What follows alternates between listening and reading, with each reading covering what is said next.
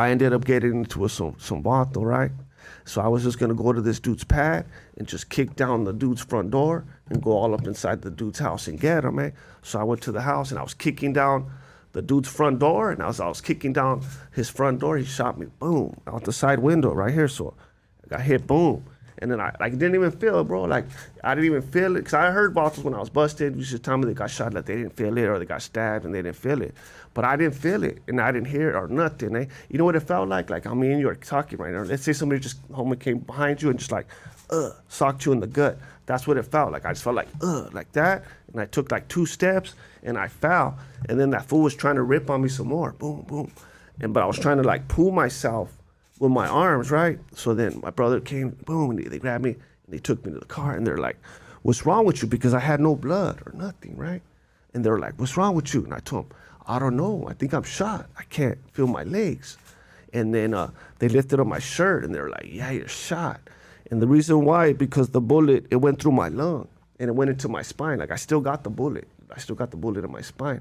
But the bullet went through my lung and it went into my spine, right? So all my blood was going into my lung, and I was choking on my own blood, right?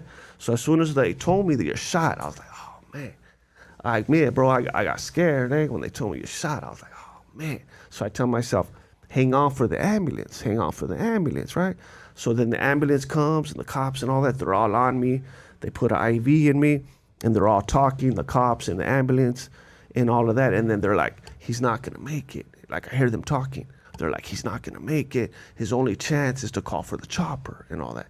So they tell me, we're gonna call the chopper, airlifting you and this and that, hang on. So I start telling myself, man, hang on for the chopper now.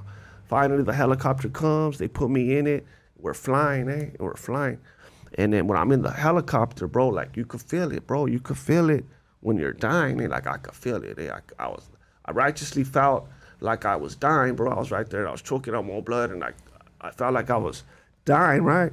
So I got scared, You know what I mean? I was like, dang. The only thing on my mind, bro, at that time when I was right there, I thought I was going to, at any second, only thing on my mind was, I'm going to go to hell right now. That was the only thought. I wasn't thinking of my homeboys, my lady, or any of that. I was only thinking, I'm going to hell right now. I'm going to go to hell, Because I knew when I was busted, everything that I was reading and learning about God and all that, and then I knew I was just kicking down that Vato's door and all of that.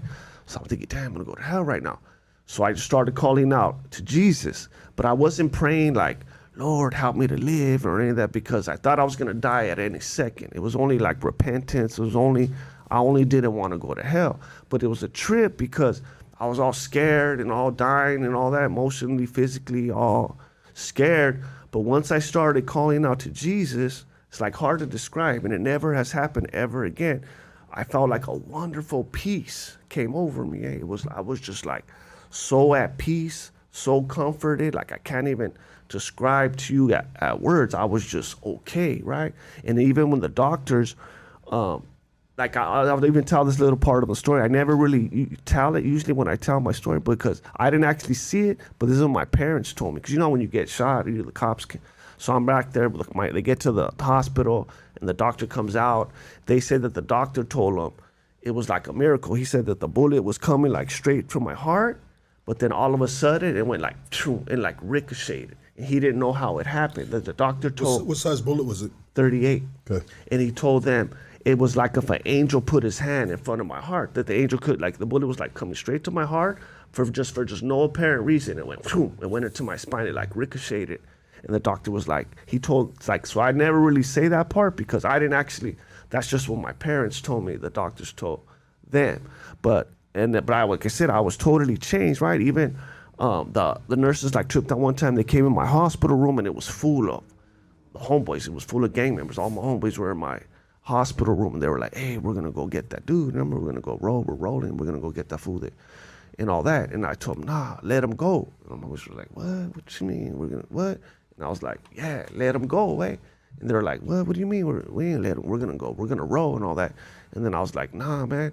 I don't know what's wrong with me. I don't understand what's going on, but I forgive him, Just let him go,